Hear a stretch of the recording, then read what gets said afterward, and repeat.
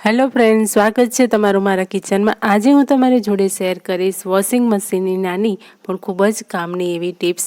તો આ ટિપ્સ તમારા બધા માટે ખૂબ જ કામની છે। રોજબરોજ જ્યારે કપડાં ધોતા હોય અને એકના એક પ્રોબ્લેમ બધી જ ગૃહિણીઓને થતો જ હોય છે, તો એ પ્રોબ્લેમથી છુટકારો મેળવવા માટે આજે હું કંઈક એવી નવી ટિપ્સ લઈને આવી છું। તો દોસ્તો, આગળના વિડીયોમાં મેં તમને સમજાવ્યું હતું, એટલે કે જણાવ્યું હતું કે મશીનમાં કપડાં ધોળા દૂધ જેવા કઈ રીતે થાય, અને એ પણ કોઈ પણ જાતના લિક્વિડ પાવડર કે સાબુ વગર।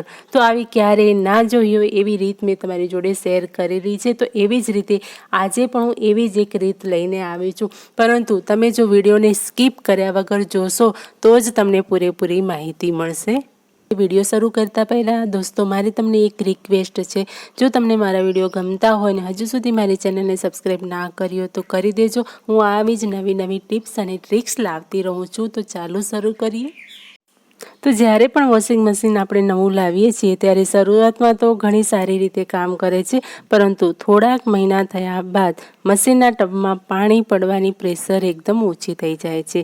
પ્રેશર ઓછી થવાના લીધે મશીનનો ટબ પાણીથી ભરાતા વાર લાગે છે, અને તેના લીધે વીજળીના બિલનું પ્રમાણ વધી જાય છે। તો અહીંયા તમે જોઈ શકો છો કે મેં મશીનને સ્ટાર્ટ કરી દીધું છે, અંદર કપડાં પણ નાખ્યા છે, અને તમે જોઈ શકો છો કે પાણી કેટલું ધીમું પડી રહ્યું છે, એકદમ ટીપું ટીપું પડી રહ્યું છે। અને આ ટીપું ટીપું પાણી પડતા આને લગભગ 1 થી 1.5 કલાક જેટલું થઈ જાય ટબ ભરાતા, અને વીજળીનું બિલ પણ વધી જાય, અને મશીનની અંદરની મોટર પણ આના લીધે બળી જતી હોય છે, અને મશીનને નુકસાન થતું હોય છે। મશીનની 1 વર્ષની ગેરંટી વોરંટી હોય તો પણ એ નથી ચાલતું, અને જલ્દીથી જ મશીન ખરાબ થઈ જાય છે।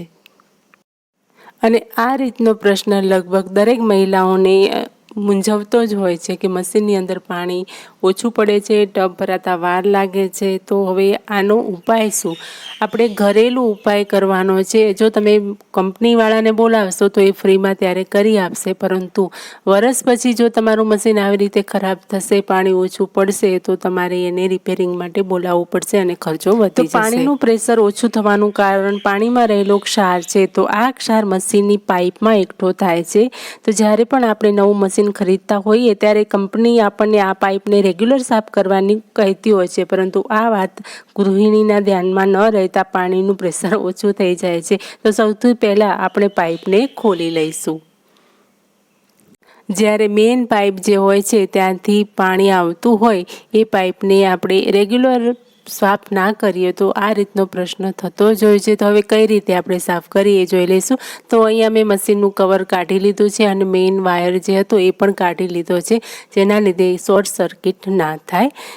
તો આવી રીતે આપણે ઇઝી છે, હાથોથી જ આપણે આવી રીતે ખોલી શકીશું। તો પાછળની મશીનની પાછળની રહેલી પાઇપને આપણે આવી રીતે ખોલી લેવાની છે, અને તમને હું બતાવું કે એની અંદર કેટલો કચરો રહેલો હોય છે। તો આ પાઇપને કાઢી લીધા પછી આ જે મેઇન પાઇપ છે એને આપણે સાઈડમાં મૂકી દઈશું। એની અંદર પણ થોડો ઘણો કચરો છે, તો આપણે એને પણ પાણીથી ધોઈ લઈશું તો નીકળી જશે।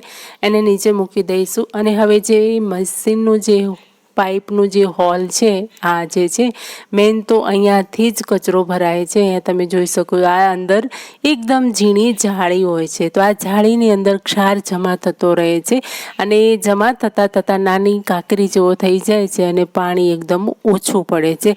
તો એના માટે આપણે એક જૂનો બ્રશ લઈ લેવાનો છે।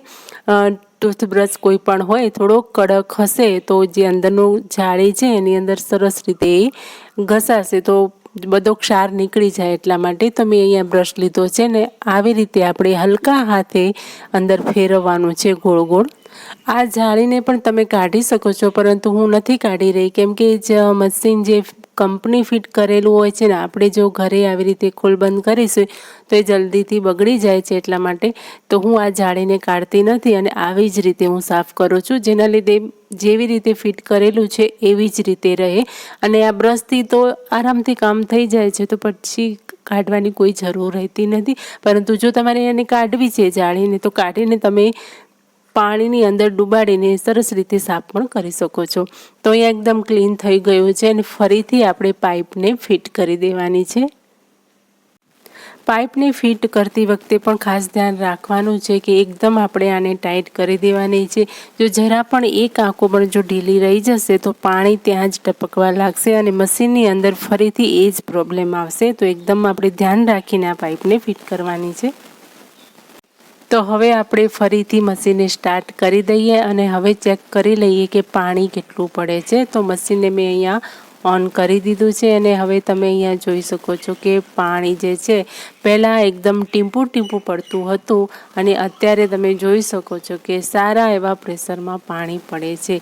અને બીજું એક કારણ છે કે તમારું ઉપરથી પાણી ક્યાંથી આવે છે, નીચેથી જો પાણી આવતું હશે તો એનું પ્રેશર ઓછું હશે અને જો તમારું ચોથા કે પાંચમા માળેથી પાણી આવતું હશે મશીનની અંદર તો ફૂલ પ્રેશરમાં આવશે.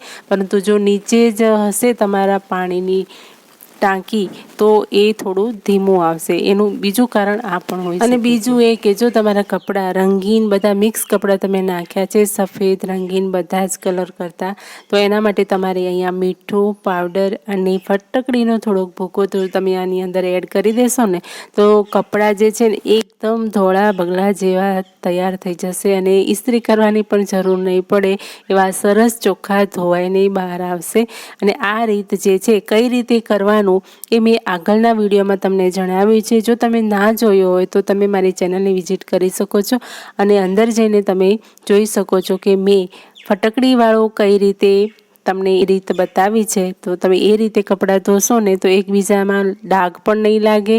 કપડાના કોઈ એકબીજાને ડાઘ લાગતા હોય છે ને એ ડાઘ પણ નહીં લાગે ને સરસ એવા ચોખ્ખા ધોવાઈને બહાર આવશે. તો અહીંયા કપડાં ધોવાઈ ગયા છે અને તમે જોઈ શકો છો કે કેટલા એકદમ ક્લીન થઈ ગયા છે. જરા પણ કોઈ કપડામાં જરા દાગ પણ નથી લાગ્યો, કપડાનો કલર પણ નથી લાગ્યો અને સરસ એવા ધોવાઈ ગયા છે અને મશીનનું ટપ પણ એકદમ ચોખ્ખું જ થઈ ગયું. તો મિત્રો આજની વોશિંગ મશીનની ટિપ્સ તમને કેવી લાગી? જો જરા પણ તમારા માટે યુઝફુલ રહી હોય તો પ્લીઝ વિડીયોને લાઇક કરજો, વધુમાં વધુ શેર કરજો અને ચેનલ પર નવા છો તો સબસ્ક્રાઈબ અચૂકથી કરજો. હું આવી જ નવી નવી ટિપ્સ અને ટ્રિક્સ લાવતી રહું છું. મળીએ છીએ કોઈ આવી જ નવી ટિપ્સ અને ટ્રિક્સ સાથે.